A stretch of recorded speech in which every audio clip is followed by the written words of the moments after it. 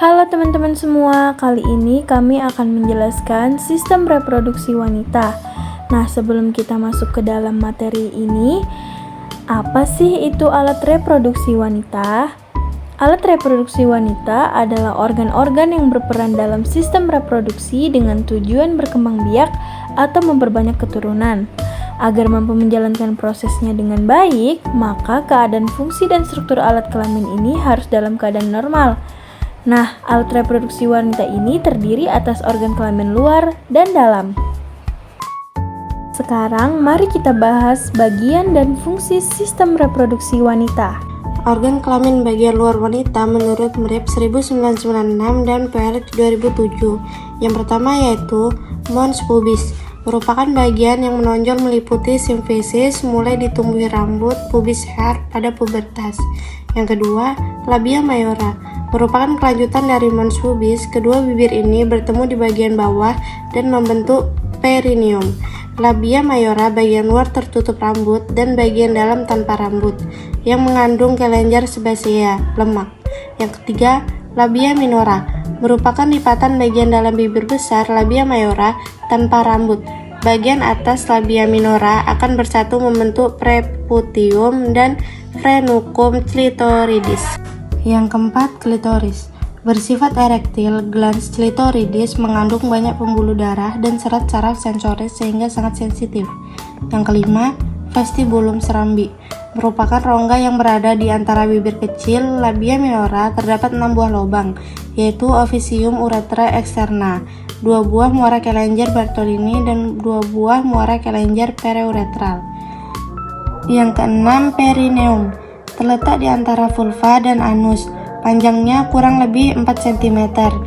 Yang ketujuh, orificium uretra, jalur keluar urine dari kandungan kemih.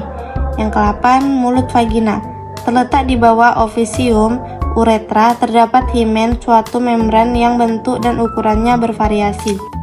Adapun alat-alat reproduksi wanita terdiri atas ovarium, tuba fallopi, uterus, cervix, dan vagina. Yang pertama adalah ovarium. Ovarium merupakan saluran reproduksi perempuan yang berfungsi untuk menghasilkan ovum secara hormon estrogen dan progesteron. Fungsi utama dari ovarium adalah untuk memproduksi sel telur dan hormon estrogen serta progesteron yang penting untuk siklus menstruasi dan kesuburan. Selanjutnya ada oviduk atau tuba fallopi, tempat saluran telur.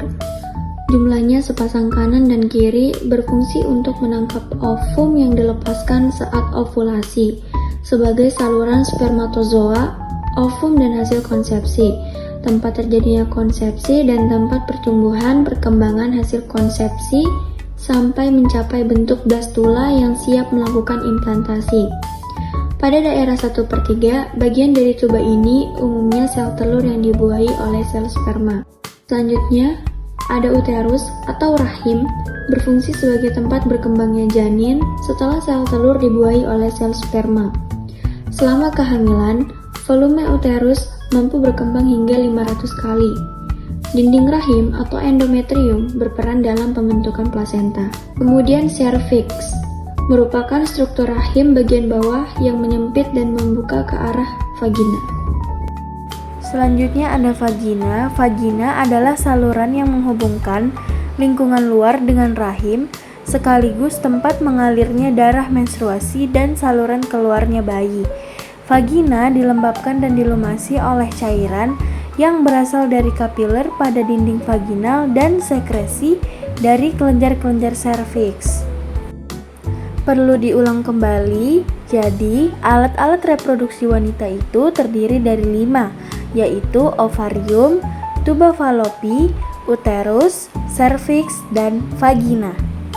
Setelah kita mempelajari keseluruhan dari materi ini, dapat disimpulkan, sistem reproduksi adalah suatu rangkaian dan interaksi organ dan zat dalam organisme yang dipergunakan untuk berkembang biak. Sistem reproduksi pada pria terdiri dari bagian utama yaitu testis yang merupakan tempat pembentukan sperma dan penis. Sedangkan pada reproduksi wanita memiliki vagina dan ovarium untuk menghasilkan ovum.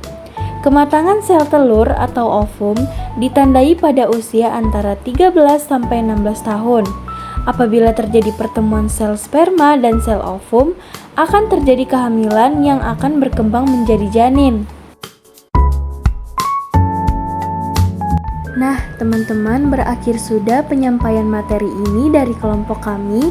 Semoga apa yang kami sampaikan dalam video ini dapat bermanfaat bagi kita semua. Membeli bunga ke pasar tua, begitu indah berwarna putih. Saya ucapkan maaf bila ada salah kata. Akhir salam saya ucapkan terima kasih.